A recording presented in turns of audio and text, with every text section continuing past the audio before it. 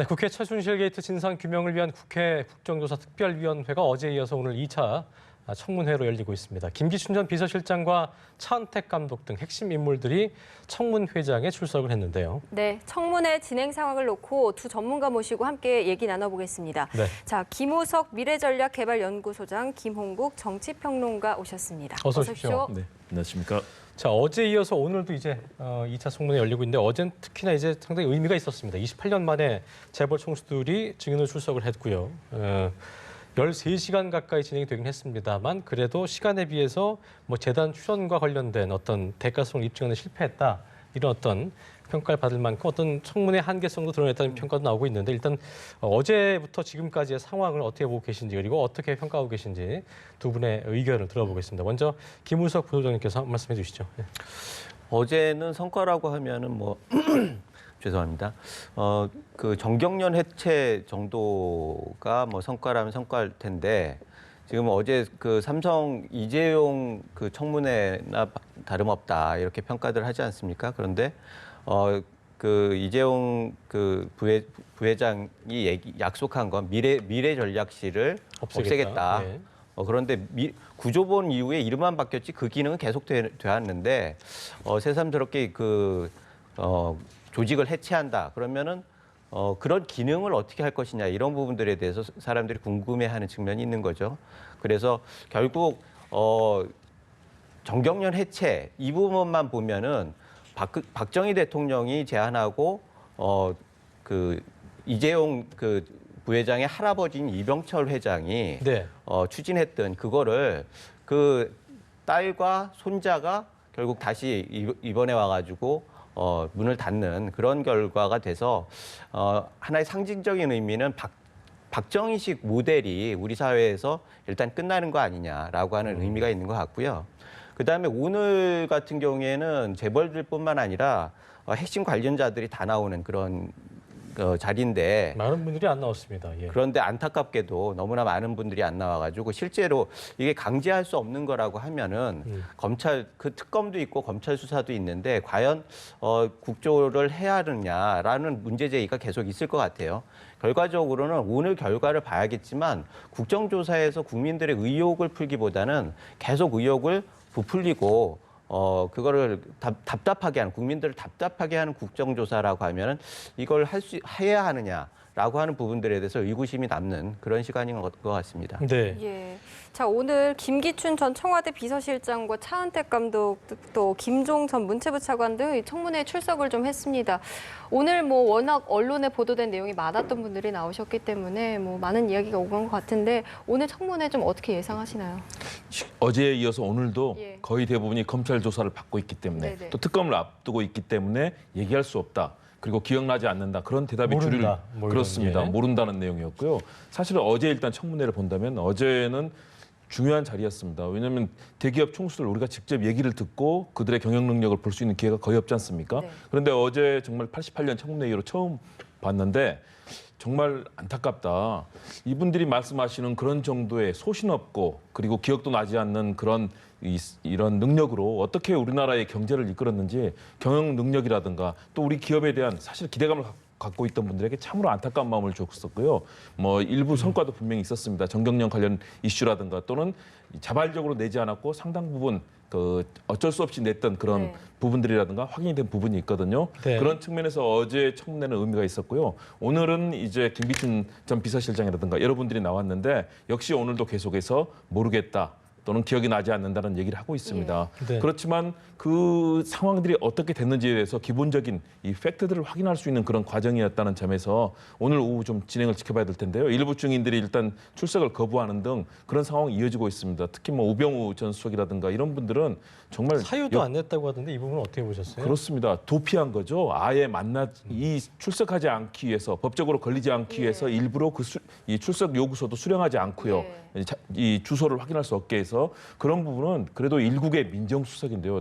대한민국의 법과 모든 절차를 따지던 그런 책임감이 있다면 당연히 나와서 최소한도 거기에 대해서 기본적으로 소명할 수 있는 그런 그게 공직자의 소명 아니겠습니까? 정말 너무 뻔뻔하고 파렴치하다. 이 부분에 있어서는 반드시 우리 이 동행명령장뿐만 아니라 단죄를 해야 될 것이다라는 생각이 들고요. 그래서 오늘 청문회가 아무래도 역시 증거라든가 자료의 부족 때문에 어려움은 있겠지만 오후에 의원들이 열심히 노력해서 많은 내용들을 좀 밝혀주기를 기대합니다. 예. 우병우 전 수석 같은 경우에는 박근혜 대통령의 최측근이었기 때문에 뭐 그들 사이에서는 박 대통령을 도운다는 입장이라면 네. 뭐 출석을 해서 뭐 소명도 하고 뭐 부인을 하든지 간에 이런 게 더 맞지 않겠냐는 뭐 분석도 있는데 이렇게 나오지 않는다는 거는 뭐 어떻게 모르쇠로 일관하고 아예 그냥 쳐다도 안 본다는 건 어떤 식으로 저희가 의미를 좀 해석해 봐야 될까요? 우병우 수석이 뭐 전에도 국회에 나오라고 했는데 끝까지 안 나왔지 않습니까? 네. 결국 그때도 여야에서 고발을 하겠다 이렇게 얘기를 했는데 이번에도 결국 수령도 안 하고 법률을 너무나 잘 아는 분이기 때문에 수령을 안 하면은 나오는 거는 뭐 특별하게 문제가 없다. 안 나와도 된다. 이런 부분들을 다 알고 있는 거예요. 그래서 동행명령장도 본인이 직접 수령하지 않으면은 강제할 방법이 없는 거거든요. 그런 면에서 이 법률 뺀질이라고 하는 그 변명을 붙여서 마땅한 그 사람이다. 그런 생각이 들고요.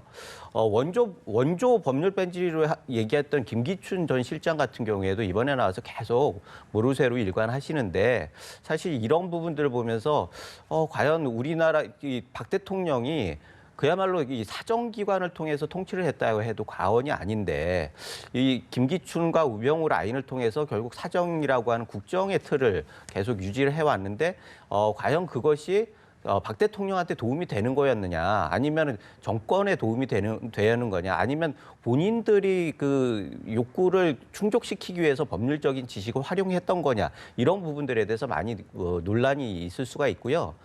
실제로 우병우 수석은 결정적으로 지난번에 그 대통령이 1차 담화회 때 사과를 했을 때 그 다음날 민심 여론조사를 했는데 계속 안 좋게 나오지 않았습니까? 그게 결국 우병우 수석이 검찰 출두하면서 아주 오만하고 거만한 그런 모습을 보임으로써 국민들이 지탄을 받았던 것들이 결국 이 사태까지 끌고 왔다는 거죠. 원인 제공자임에 동시에 결국 그 증폭하는 그 상황을 증폭할 수 있는 그런 것들을 그 계속 만들었던 장본인으로서 굉장히 안타까움이 들어요. 그리고 만약 동행명령장도 수령을 안 했다 그러면은 이 부분에 대해서는 뭔가 그 추가 입법을 통해서라도 뭔가 방법을 찾아야 하는 거 아닌가 이런 생각까지 듭니다. 그러니까 강제력이 없다는 게 굉장히 큰 허점인 것 같고 또 이런 것들을 통해서 국민적인 분노 때문에 뭐 입법을 한다는 수는 없겠지만 어쨌든 지금 상황에서 국민 정서를 감안한다면 출석을 해서 해명을 하든 무슨 말을 한 게 맞을 텐데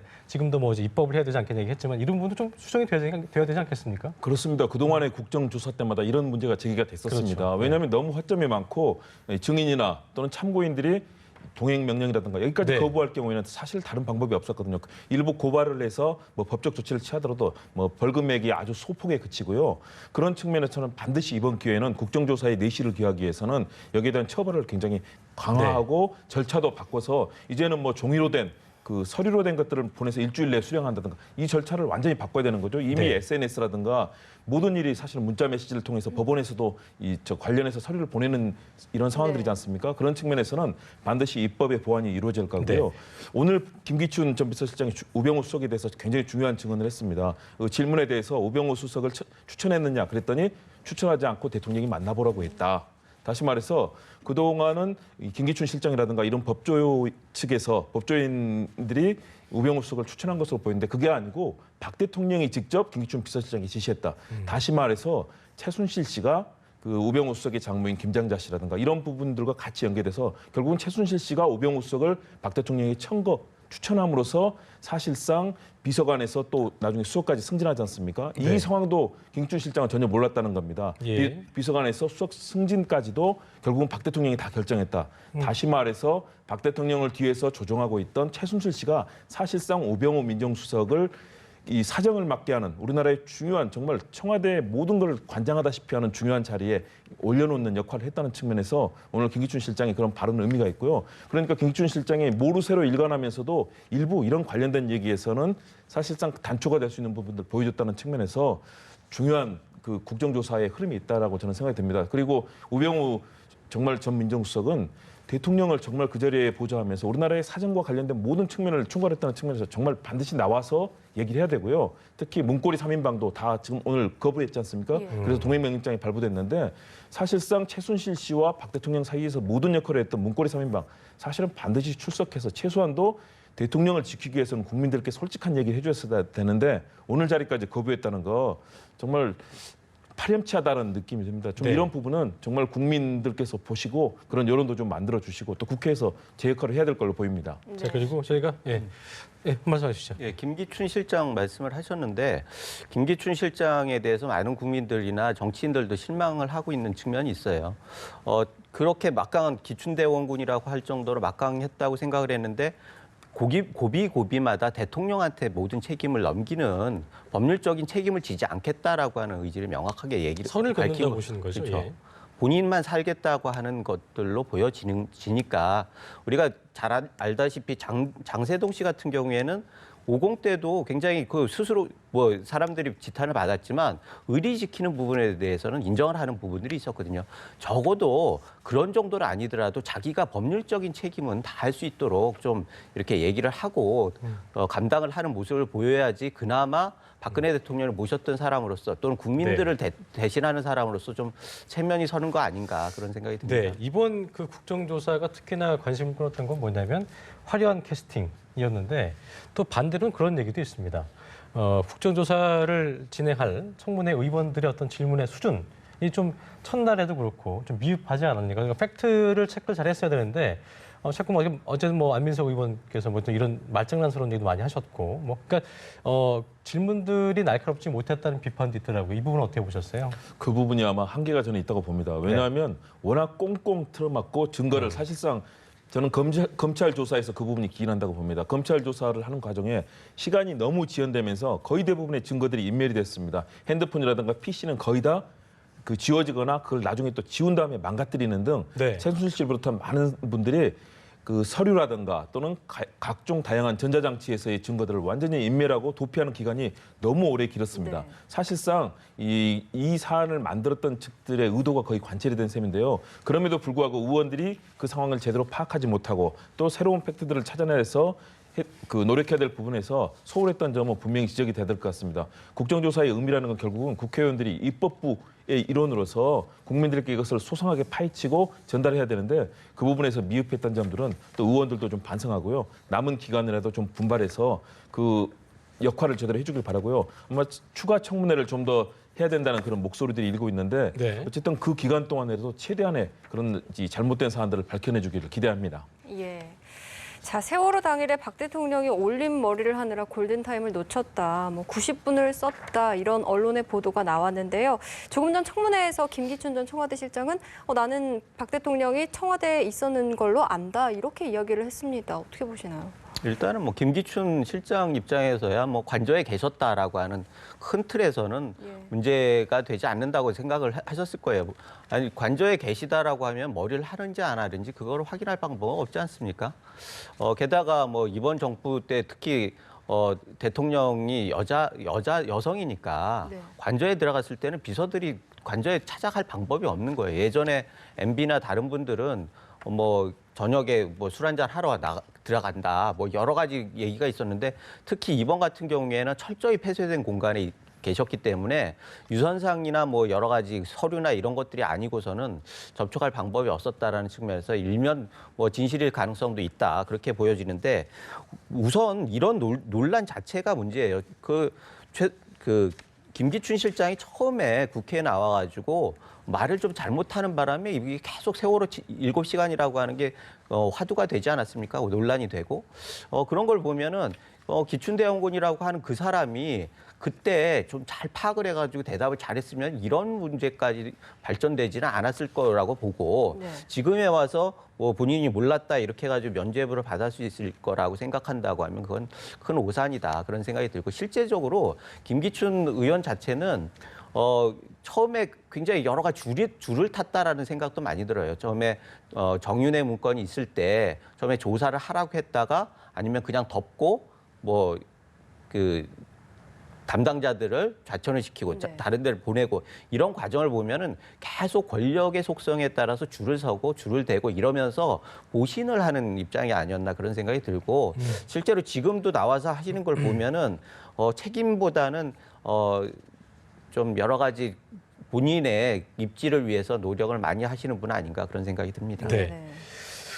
저기 어떻게 보셨어요? 그 미용사 의혹에 대해서는 이게 의혹으로 보신 건지 아니면 그 일간지 보도였기 때문에 많은 국민들은 이제 사실이다라고 생각할 수도 있을 텐데 어떻게 좀 보고 계세요? 저는 약간의 뭐 시간 차이는 있을 수가 있습니다. 청와대는 20분이라고 얘기하고요. 반면에 이제 언론 보도에 따르면 뭐 90분 정도, 1시간 반 정도, 네. 2시간까지 얘기가 나오고 있지 않습니까? 저는 시간의 차이는 있더라도 그런 부분들이 청와대에서 진실되게 소명되지 않음으로써 점점 더 의혹이 커지고 있는 부분을 말씀 좀 드리고 싶습니다. 왜냐하면 청와대에서는 애초에 어제 경호실에서 그런 얘기 했지 않습니까? 세월호 당일에 외부 사람 아무도 드나든 사람이 없다라고 했는데 그 미용실 원장이 청와대 연락을 받고 대통령이 머리 손질하기 위해서 들어왔었고요. 그리고 이분이 계속 들어왔다는 거 아니겠습니까? 그렇다면 누가 드나드는지조차도 경호실에서 이 체크가 되지 않고요. 다시 말해서 대통령의 일거수일투족과 또 대통령의 보안이라든가 안전은 정말 국가의 기밀 사항이고 정말 중요한 사안인데 사실상 경호 시스템이 완전히 무너졌습니다. 그리고 외부인의 방문이라든가 그 와중에 예를 들어서 뭐 우리가 뭐 첩보 영화도 많이 보지만 그 대통령을 적국의 대통령을 암살하기 위해서 뭐 물에 독을 탄다든가 다양한 행태들이 벌어지지 않습니까? 이것이 실제 항상 현실화될 수 있는 것이 우리 분단 상황이고요. 그런데 아무런 체크도 받지 않고 외부인이 청와대 직원도 아닌 분이 무시로 드나들었고 이것들이 전혀 경호 시스템에서 걸러지지도 않았다. 이것이 결국 최순실 씨나 차은택 씨는 보안 손님이라고 해서 청와대 경호 시스템에서 전혀 제지가 되지도 않고요. 만일의 경우 들어가서 어떤 일이 발생할지 어떻게 알겠습니까? 네. 그러면 결국은 청와대의 모든 기본적인 시스템이 다 무너진 거다. 세월호 7시간의 문제에서도 지금 정확한 소명이 되지 않고 있거든요. 청와대는 그동안 아무 일도 없었다고 하면서 예차례 서면 보고와 유선 보고 이 얘기를 했지만 실제 대통령의 지시에 대해서도 국민들이 납득하고 이해할 수 있는 그런 상황이 전혀 나오지 않고 있습니다.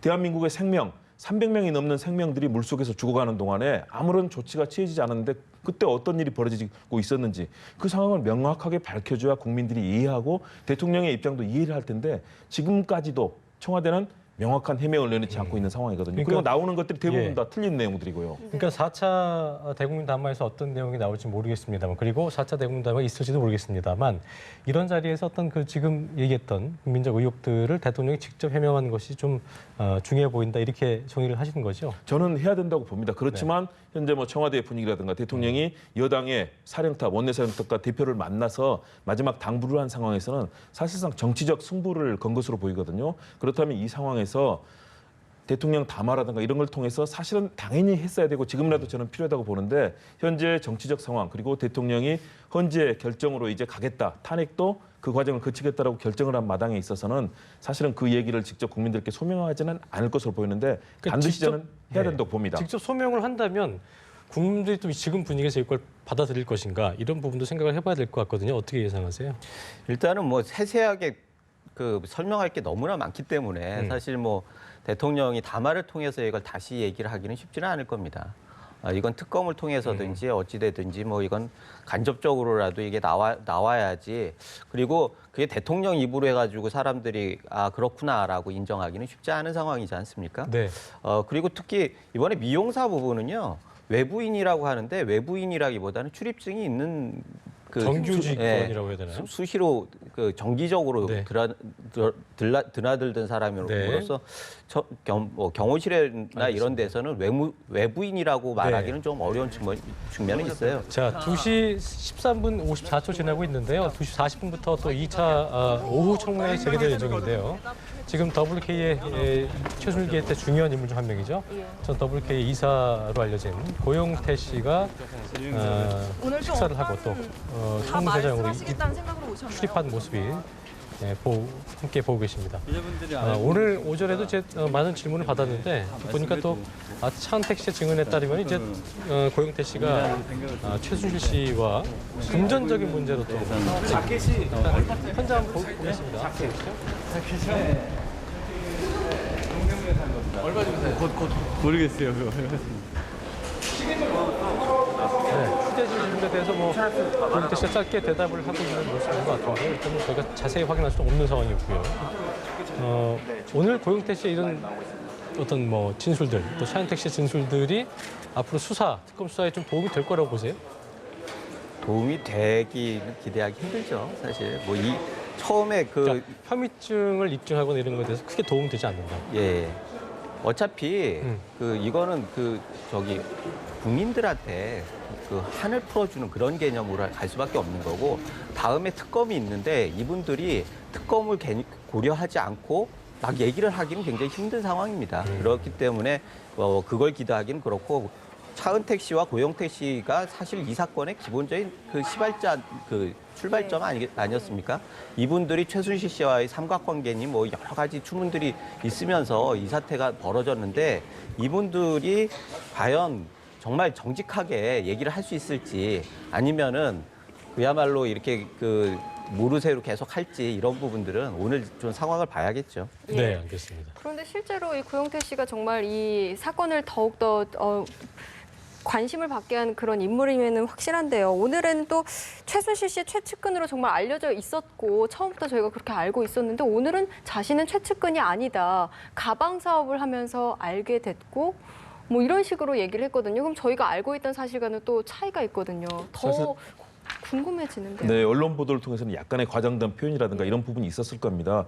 왜냐하면 최순실 씨 주변에 측근들이 굉장히 여러 명이 있었고 이것들이 변해가는 것 같습니다. 왜냐하면 초기에 고영태 씨랑 만나서 고영태 씨에게 상당히 많은 부분을 맡겼지 않습니까? 고영태 씨가 오늘 증언에서 했듯이 가방을 30 내지 40개 정도를 대통령에게 만들어서 전달했고 옷도 100벌 이상 만들어서 전달을 했다고 그랬습니다. 그런데 이 사이가 최순실 씨와 사이가 좋은 편이었다가 다시 차은택 씨가 나타남으로 해서 사이가 나빠지고 말다툼도 하고 금전관계에서도 여러 가지 오늘 증언이 나왔거든요. 저는 그런 부분들이 이 변화의 흐름들을 참고할 수 있는 굉장히 중요한 팩트들이라고 봅니다. 그리고 차은택 씨도 그 관련해서 그 관계들을 증언하고 또 김기춘 시장이라든가 김종 차관과의 이 만남에 대해서도 여러 가지 얘기들을 했습니다. 그런 부분들은 검찰 조사에서 일부 됐겠지만 앞으로 특검의 조사 이 결과에서도 상당히 또 영향을 미칠 수 있는 부분들이 있고요. 네. 그런 측면에서 최순실 씨가 보여줬던 여러 가지 행동들 오늘 증언에서 나타났지만 최순실 씨는 사실상 대통령 위에 군림하는 거의 독재자 같은 모습이었습니다. 그리고 일반 사람들을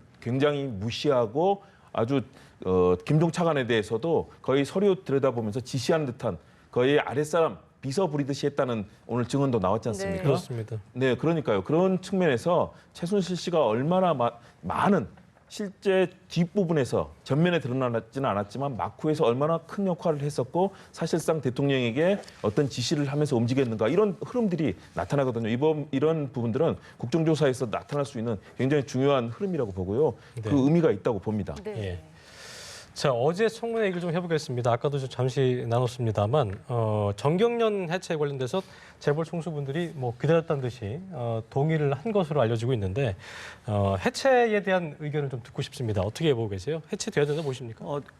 해체되면 좋아하는 건 대기업들이겠죠. 어차피 뭐 큰 도움을 못 받고 있는데 차제 없어지면 분담금도 안 내고 얼마나 좋겠습니까? 사실은 뭐 정부에서 합법적으로 요구하는 창구도 없어지고 그리고 개별적으로 요구하는 것도 거부할 명분들이 명확하게 있고 사실 그 정경련이라고 하는 게 박정희 대통령이 아까도 말씀드렸듯이 기업이 사회 기여를 하기 위해서 또는 죄를 사게 하기 위해서 좀 기업 모임을 만들어 가지고 사회에 좀 기여를 해라 그런 요구를 했을 때 이병철 회장이 그거를 주도해 가지고 만든 단체 그때 당시 아니겠습니까? 한경련이었죠, 그렇죠? 한국경제연합회. 예. 그래서 그렇게 시작해 가지고 결국은 대기업들이 그때만 해도 국가의 도움이 굉장히 많이 필요할 때였어요. 네. 우리나라가 시장이 작고 수출을 많이 해야 하는 상황에서 결국 국가에서 기업들을 계속 키워주는 그런 상황에서 경제 발전 모델을 만들었거든요.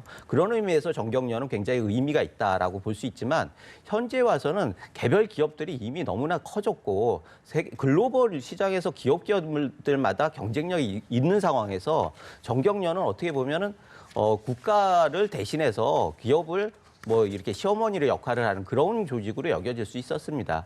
그런 면에서 잘 됐다 이번 기회에 그냥 탈퇴를 하고 분담금도 줄이고 몇백억 절약도 하고 이렇게 하면서 하는데 결국 이거는 박정희 모델의 경제 모델, 박정희 주도의 경제 모델을 마감하는 그런 경우지만 또 하나는 걱정스러운 거는 우리나라 기업들이 사회적 책임을 그렇게 크게 지는 그런 문화는 아니거든요. 그런 네. 면에서 기업들이 정경련이 아니면 국가를 위해서 또는 사회를 위해서 어떤 기여를 할지 그런 모델들을 좀 만드는 기회가 됐으면 좋겠다. 이런 생각이 듭니다. 또 하나의 걱정은 뭐냐면요.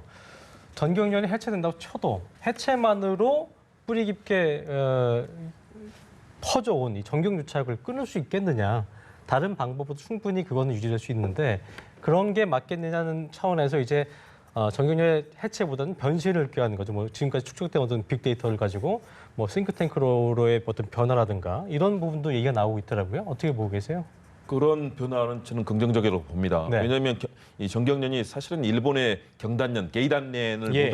모델로 해서 국가 주도의 경제 시대에 만들어진 그런 경제인들의 단체 아니겠습니까? 그것이 결국은 대기업들 중심으로 해서 정경유착의 고리가 됐었고 네. 끊임없이 뭐 정부의 준조세 성격을 걷어서 국가와 같이 공동으로 가는 그런 시스템이었는데 이제는 21세기입니다. 사실은 바뀌어야죠. 그런 측면에서는 그리고 또 사실은 그런 역할을 하는 단체들이 많습니다. 무역협회라든가 경총이라든가 사실은 이 대기업들이 만나는 이런 장들이 많이 있거든요. 그래서 저는 정경련뿐만 아니라 이런 경제 단체들도 각각 기업들의 창의성과 이 경제에 대한 그런 이 철학들이 빛날 수 있도록 새로운 틀들을 찾는 거. 다시 말해서 미국이라든가 유럽에는 이런 단체들이 없지 않습니까? 최소한의 기본적인 친목이라든가 만남을 가질 수는 있겠지만 이제는 이런 틀들을 바꿔서 각 기업들이 그런 자체 연구소라든가 또는 사회공헌기관을 만들어서 하는 방식들 그리고 미국의 여러 가지 싱크탱크들을 도입하는 방식들 그런 식으로 바뀌는 것 그런 변화를 모색하는 것이 바람직하다고 봅니다. 그런데 어제 전체적으로는 몇 명의 총수들은 또 있어야 된다라고 얘기를 했지 않습니까? 그래서 아무래도 기업들이 자율적으로 이런 변화를 하는 과정을 만들어주기 위해서는 전격적으로 해체를 선언하고 새로운 그런 싱크탱크라든가 또는 사회공헌할 수 있는 시스템들을 만들어서 다시 반쪽이 돼야 된다. 그렇습니다. 그렇게 돼야만 새로운 변화를 만들 수 있을 것 같습니다. 지금까지 뿌리 깊은 전통이 쉽게 바뀌기는 어렵다고 봅니다. 알겠습니다. 자, 어제 청문회가 또 이재용 청문회라고 불릴 만큼 이재용 삼성전자 부회장에게 질문이 아주 쏟아졌습니다. 그렇죠. 총 58차례 질문 중에서 43번이 이재용 부회장을 향한 질문이었는데요. 자, 지금 말씀하신 전경련 탈퇴도 있지만 또 삼성 미래전략실을 해체하겠다 이런 이야기도 했습니다. 어떻게 보셨나요? 사실은 삼성만큼 큰 기업이 기획조정 기능이 없다라고 하는 것도 참 이상해요. 그래서 예전부터 구조본 얘기가 있을 때 구조본에 대해서 부정적인 인식이 있다고 할 때 구조본을 해체하겠다라고 하면서도 다른 형태로 그 기구들을 계속 다시 만들어가지고 지금 미래전략실이라고 하는 것들을 만들었는데 네. 결국 그런 기능이 없어진다라고 하는 것들은 마치 지난번에 세월호 사건이 있었을 때 해경을 해체한다, 없앤다라고 하는 것과 비슷한 결과가 되지 않았겠느냐. 결국은 그 기능을 유지해야 하는 거 아니냐. 그런데 문제는 진짜 제대로 된 기능을 할 것이냐 아니면은 그 과거의 미래 전략이라고 이름은 붙여 있지만 과거의 관행을 답습할 것이냐. 이런 부분들에 대해서 반성이 진실하냐. 이게 문제지 미래 전략실이라고 하는 어떤 기구를 없앤다. 그거 자체가 가지고 의미를 부여하기는 힘들고요. 사실 기업 입장에서는 그렇습니다. 그 삼김 시대에는 차떼기로 대표되는 엄청난 정치 자금이 들어가지 않았습니까? 그 다음에 노무현 정부 이후에는 그것이 음성화되고 뇌물로 들어가고 이번 정부까지도 계속 그게 이어졌습니다. 핵심적인 그 권력자에 대해서 타겟 뇌물 이렇게 해가지고 결국 뒤에서 조정하는 역할을 계속 해왔는데 이렇게 되면서 결국은 미래 전략이라고 하는 게 정부를 매수를 하는 그런 방향으로 가지 않았느냐라는 생각이 들고 그렇다고 하면 차제에 정부와 기업, 국가와 기업이라고 하는 새로운 모델을 좀 만드는 계기가 됐으면 좋겠다는 생각이 들고요. 예. 이거는 큰 틀에서 국가 개헌이라고 한 틀 아래서 국가 기능과 기업의 활동 이 부분에 대해서 우리가 좀 심사숙고해서 제도적으로 좀 정비하는 기회가 됐으면 좋겠다는 생각이 듭니다. 네. 자, 오늘 청문회에 정말 핵심 인물들이 거의 다 불출석을 했다고 볼 수 그렇습니다. 있겠습니다. 최순실 씨를 비롯해서. 그런데 그 불출석 사유를 보면요. 건강상의 이유, 뭐 유치원 교육 일정, 뭐 사실 국민들이 보기에 좀 납득하기 힘든 이유들이 많습니다. 이 부분에 대해서 어떻게 보시나요? 정말 국회를 우롱하고 국민을 우롱하는 처사입니다. 네. 최순실 씨 같은 경우는 공황 장애라는 얘기를 했는데 사실은 그동안에 반입된 여러 가지 물품들을 본다면은 약은 하나도 없다는 거 아니겠습니까? 따뜻하게 입을 수 있는 옷과 커피 뭐 이런 것들을 반입을 했다는데 정말로 본인이 병이 있었다면 정말로 거기에 대해서 약을 뭐 구입했다든가 그런 상황들이 있었을 거고요. 최소한도 이런 엄청난 사안들 대통령이 완전히 사지에 사실상 내몰리는 탄핵의 상황이 되고 본인도 그동안 국정을 농단했던 이 부분에 정말 반성이 있었다면 특검이 있더라도 아무리 조사에 걱정이 된다고 하더라도 국민들께 나와서 사죄하고 그 진실을 밝히는 것이 당연한 도리라고 봅니다. 거기다가 뭐 장시호 씨는 뭐 유치원 뭐 모임이라든가 사실은 정말 지금도 우리 국민을 우롱하고 있다는 생각이 들 정도로 사실 뻔뻔한 일이고 아까 말씀드린 우병우 전 수석 같은 경우는 아예 지능범입니다. 이 경우는 아예 그 수령을 하지 않음으로써 출석 요구서를 그러니까요. 아예 국회 감정에 관한 법률에 의해서 처벌받지 않도록 아예 도주를 하고 있는 상황 아니겠습니까? 그런데 우리 국가 공권력이 이걸 아무것도 할 수 없는 이 상황, 이걸 사실상 우병우 전 수석 같은 경우는 국가와 우리 국민을 농락하고 있는 상황이거든요. 이런 부분에 대해서는 정말로 향후에 특검에서 국정조사에서 정확하게 밝혀낼 수 없다면 특검에서 정말 엄중하게 처벌할 수 있도록 낱낱이 밝혀내고 할 수 있는 그런 시스템이 돼야 되고요. 이번에 그래서 그런 부분들이 법적으로 좀 보완시켜서 보완하는 작업을 통해서 이런 일이 다시는 생기지 않도록 좀 정치권도 노력을 해야 될 것 같습니다. 네. 자, 최순실 게이트인데 최순실 씨가 안 나오고 또 최순득 씨도 안 나오고 이런 상황에서 오후 청문회 또 진행을 해야 될 텐데요. 뭐 그냥 보낼 수는 없잖아요. 어떻게 좀 진행이 돼야 될까요? 이 오후 청문회요? 사실 저는 지금 국정조사가 과연 필요한가라고 하는 근본적인 질문이 있어요.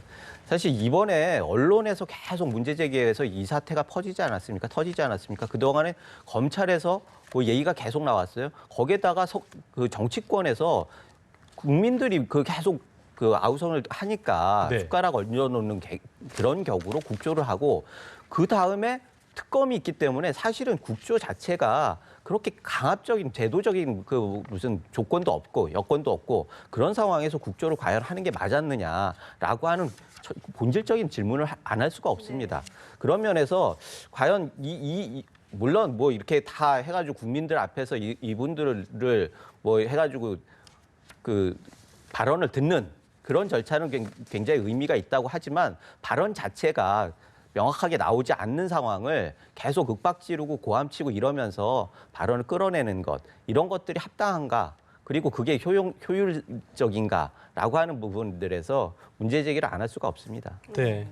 그런 측면에서 저는 국정조사를 이번에 정말 전격적으로 좀 보완해야 된다. 네. 반드시 나와야 되고 발언에 대해서 책임을 질 수 있게 정말 처벌을 강화함으로써 국정조사를 활성화시켜야 된다라고 생각합니다. 그동안의 검찰 조사가 사실상 증거를 다 인멸하는 과정들 다 묵인하고 도피하는 과정들을 다 검찰이 방조했지 않습니까? 이런 상황 속에서 이루어진 상황인데 최소한도 그런 상황이 계속됐다면 국민들은 어떤 사안이 됐는지 그리고 그 사안에 관련된 분들이 얘기하는 것이 어떤 것인지조차 아무런 상황도 확인할 수가 없었을 겁니다. 네. 그런 측면에서는 저는 국정조사의 필요성은 이번에 다시 한번 절감됐다. 그리고 대신에 국정조사에서 이런 부분들이 밝혀질 수 있도록 권한이라든가 또는 처벌의 수위를 아주 강하게 입법함으로써 이런 부분들이 제대로 내실 있게 운영될 수 있도록 하는 그런 방법을 찾는 것이 지금 필요하다는 생각을 합니다. 네. 네. 오늘 또 주요 내용이 김긴춘 전 비서실장과 차은택 광고 감독의 첫 만남에 대한 이야기였거든요. 두 사람의 증언이 엇갈렸습니다. 차은택 씨는 비선실세인 최순실 씨의 주선으로 만나게 됐다. 그리고 김 전 실장은 지금 대통령이 만나라 해서 만났다. 이거 어떤 의미가 있을까요? 두 사람의 말이 엇갈리는 게. 사실 이게 대주의 신문 같은 분위기가 됐어요. 예. 그런데 뭐 어차피 평행선을 얘기를 할 수밖에 없는 거고 그러면은 이 실체적인 진실을 어떻게 파악할 것이냐라고 하는 게 결국 숙제로 남는데 아까 말씀드렸듯이 국조에서는 그걸 밝힐 수 있는 그런 능력은 없는 것 같고요. 이거는 어차피 특검에 가가지고 진실을 밝히는 게 맞는 것 같고 네. 그렇다고 하면은 지금 오늘에는 계속 말을 좀 많이 하게 해서 증거들 특검에서 쓸 수 있는 증거들 말의 그 레퍼런스들을 좀 만들어내는 그런 역할을 하지 않을까 그런 생각이 듭니다. 네. 자, 지금 들어온 그 사실에 따르면 최순실 씨의 조카 장시호 씨가 출석을 할 것으로 예정이 되고 있는데요. 이 부분은 뭐 어떤 좀 변화가 있었다고 좀 볼 수 있을까요? 역시 국민적인 이 비판과 여론의 반발에 아마 영향을 미치지 않았나 생각합니다. 사실은 유치원 관련 뭐 이런 행사 때문에 출석할 수 없다는 게 얘기가 안 되는 거였죠. 장시호 씨가 그동안 가져왔던 것들은 동계 영재 스포츠센터 등을 통해서 우리 국민들의 피 같은 세금을 이 10억 넘는 그런 돈들을 거기에 지원받는 사실은 전혀 자격이 안 되는 곳이었거든요. 예. 아무런 실적도 신생재단이기도 하고요. 그렇습니다. 이 대한민국에서 저도 뭐 학회 같은 걸 하지만 500만 원 지원 받으려고 그래도요. 엄정한 심사, 사실상 다 그런 흐름에 의해서 사실은 접근도 할 수 없는 게 사실 우리 국가의 시스템입니다. 그런데 신생재단이고 아무런 실적도 없고 하는 것이 결국은 최순실 씨의 그런 압력과 뒷부분의 배경에서 이루어졌다고 볼 수 있는 거고요. 그런 측면에서 국민적인 비판과 여론이 결국은 출석을 거부하던 장시호 씨가 출석할 수밖에 없는 그런 상황을 만들었다. 그런 측면에서 저는 국정조사도 의미가 있다고 봅니다. 이런 측면에서 작은 부분들까지도 세세하게 밝혀냄으로써 국민들이 공감하실 수 있게 해드리고 납득하실 수 있게 해드리고 또 특검 이 검찰 조사가 미진한 부분들을 보완할 수 있는 역할도 할 수 있기 때문에 국정조사에 의미가 있다고 보고요. 다른 증인들도 정말로 출석해서 특히 문고리 3인방 어떻습니까? 대통령의 정말 명예를 지키고 또 그동안 루머라고 했던 여러 가지 얘기들에 대해서 제대로 반박하고 하기 위해서는 그 역할을 해야 되지 않겠습니까? 네. 그런데 실제로는 그동안 나왔던 여러 가지 이 조사 결과를 보면 이 문고리 3인방이 대통령이 아니라 최순실 씨에게 더 충성했다는 그런 결론들을 저희가 가질 수밖에 없는데 이런 부분들 국민들께 해명할 수 있는 장이 되도록 문고리 3인방도 오후에 반드시 좀 출석해서 얘기를 해주길 바랍니다. 예, 네. 제가 한 가지만 정정하고 가겠습니다. 장시호 씨는 오늘 건강상의 이유 때문에 애초에는 불출석을 하겠다 이랬고요. 그 장승호 씨, 최순실의 조카가 베트남에서 유치원 사업을 하고 있는데 유치원 사업 때문에 못 나온다 이렇게 했습니다. 알겠습니다. 정정하겠고요. 네. 자 그리고 이제 오늘 유진용 전 문체부 장관도 못 나오 불출석 사유에서 미제출한 것으로 알고 있는데요. 이분은 이제 굉장히 그 체육협회 쪽에서 어떤 그런 인사 관련돼서 할 말이 많으실 분인 것 같은데도 안 나오는 이유를 제가 좀 생각해 볼 수 있을 것 같은데요. 예. 글쎄요, 뭐 본인이 얘기를 안 하는 거를 우리가 추측할 수는 없겠죠. 그런데 단 본인이 그 여러 가지 뭐 얘기를 했는데 그것들이 뭐 안 먹혔다 이런 뭐 이런 얘기도 있는데 그것을 구차하게 나와가지고 뭐 하나하나 설명하기도 좀 어려운 측면이 있었던 것 같고요. 이분이 그 다음에 본인이 뭐 그 미래에 무엇을 할 것인가라고 하는 뭐 여러 가지 그 고려들이 있었을 거라고 봅니다. 네, 알겠습니다. 뭐 그런데 이 개별적인 문제 누구는 왜 나오고 안 나오고를 얘기를 하기보다는 결국은 이 결정적으로 이 그 국정조사의 청문회가 가지고 있는 여러 가지 맹점이나 보완책들을 좀 얘기할 필요가 있겠다. 결국 이분들이 안 나오는 거는 그 나오라고 하는 부분들에 대해서 명확하게 그 얘기를 못했기 때문에 결국 나오는 분들은 좀 다른 생각을 가지고 있었던 거 아닌가 그런 생각도 들고요. 그런 면에 있어서 아까 말씀하셨듯이 우리가 제도적으로 명확하게 근거를 대서 뭐 나오고 만약 그 근거에 따라서 나오지 않는다라고 하면은 거기에 대해서 처벌을 할 수 있고 강제할 수 있는 그런 제도적인 그게 좀 필요하지 않나 이런 생각이 듭니다. 네. 자 그리고 이번에 저희가 그 최순실 게이트를 통해서 또 큰 논란이 된 것이 의료 시스템이 상당히 마비가 된 이 부분인 건데요. 그러니까 너무나 좀 남발이 됐고 그런 약품 반출 같은 것들이 그렇고. 근데 이거에 대해서 정작 아까 저희가 기사를 통해서 보도해드렸습니다만 대한 그 의사협회는 또 아무런 입장 내놓지 않고 있습니다. 이 부분은 어떻게 보셨어요? 그 부분은 정말 우리 국가 시스템, 특히 청와대에서 대통령의 건강이라든가 의료 시스템들이 분명히 규정이 돼 있거든요. 네네. 그런 부분들이 사실상 다 무너진 것.